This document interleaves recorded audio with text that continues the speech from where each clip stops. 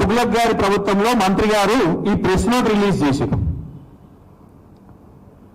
కాంగ్రెస్ మంత్రి గారు press note release చేసి దానికైతే ముందేమో లేదు, ఒక్క కంపెనీ వస్తలేదు, ప్రతిపాదననే పెట్టలేదు, మీరు రాష్ట్ర బిడ్డ మీ మీద 100 కోట్ల పరువు నష్టం దావా ఇస్తామని మీడియా వాళ్ళని బెదిరించి ఆ తర్వాత మీరు రిలీజ్ చేయగానే ఇవన్నీ బయట పెట్టగానే 24 గంటల లోపే ఈ ప్రెస్ నోట్. అయితే ఈ ప్రెస్ నోట్ లో చాలా కీలకంగా ఏంటంటే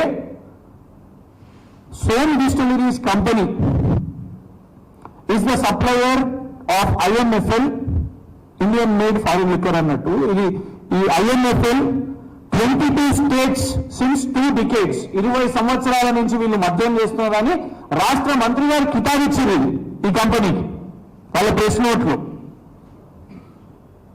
అదే ప్రెస్ నోట్ లో ఇంకో పేజ్లో the government takes this prestigious presence, prestigious మాకు ఇది prestige as their pride. The above said Som distillery is an Indian company. ఈ కంపెనీ చాలా గొప్ప కంపెనీ, మేము చాలా గొప్ప పని చేస్తున్నాం, కాంగ్రెస్ ప్రభుత్వం ఇట్లాంటిది మా ప్రెస్టీజ్ మా ప్రైడ్ అని ఇది మంత్రి గారి డాక్యుమెంట్. మళ్ళా పుసుకొని కేసు పెట్టగల రేవంత్ రెడ్డి గారు మేమేదో తయారు చేసినామని. ఇది అఫీషియల్ గా లెటర్ హెడ్ తోని జూపల్లి కృష్ణారావు గారు మంత్రి గారు రిలీజ్ చేసిన ప్రెస్ నోట్ అండి.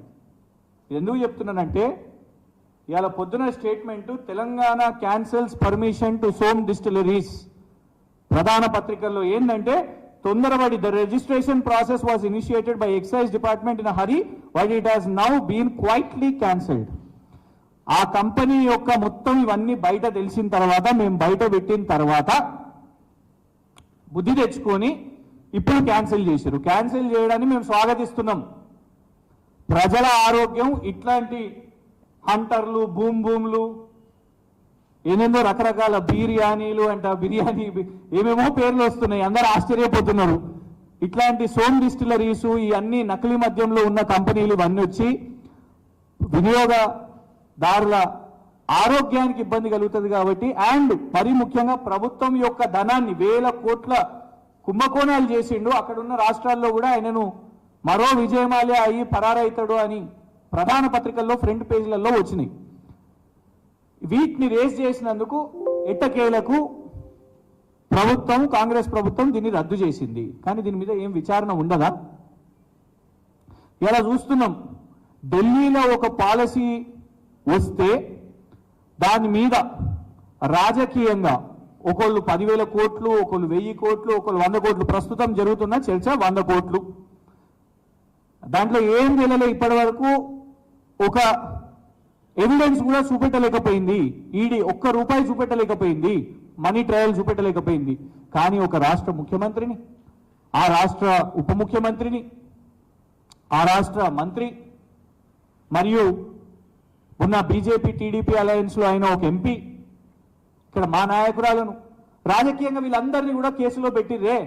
మరి ఇక్కడ కాంగ్రెస్ ప్రభుత్వం ఒక ఫ్రాడ్ కంపెనీని తీసుకొని వచ్చి నకిలీ మద్యాన్ని తెలంగాణ రాష్ట్రంలో ప్రవేశపెట్టే ప్రయత్నం చేసి, ఇక్కడ ఉన్న ప్రధాన ప్రతిపక్షంగా బీఆర్ఎస్ పార్టీ దీని మీద లేవనెత్తి కేసీఆర్ గారి పాలనలో ఏనాడు కూడా నకిలీ మద్యము, కల్తీ బీర్లు అట్లాంటివి రానివ్వకుండా, ఎందుకంటే చూస్తున్నాం కదా గుజరాత్ డ్రై స్టేట్ అని చెప్పుకునే గుజరాత్ లో నకిలీ మద్యంతో తాగి దాదాపు 50 మంది చనిపోయారు. మీడియా రిపోర్ట్ చేసింది, వాస్తవం కాదా? ఇదే కంపెనీ మధ్యప్రదేశ్లో మురేనా అనే జిల్లాలో 25 మంది చనిపోయారు. ఆ తర్వాత అక్కడ సిట్ దర్యాప్తు చేసి ఈ కంపెనీ యొక్క ట్యాంకులను అవన్నిటినీ జప్తు చేశారు.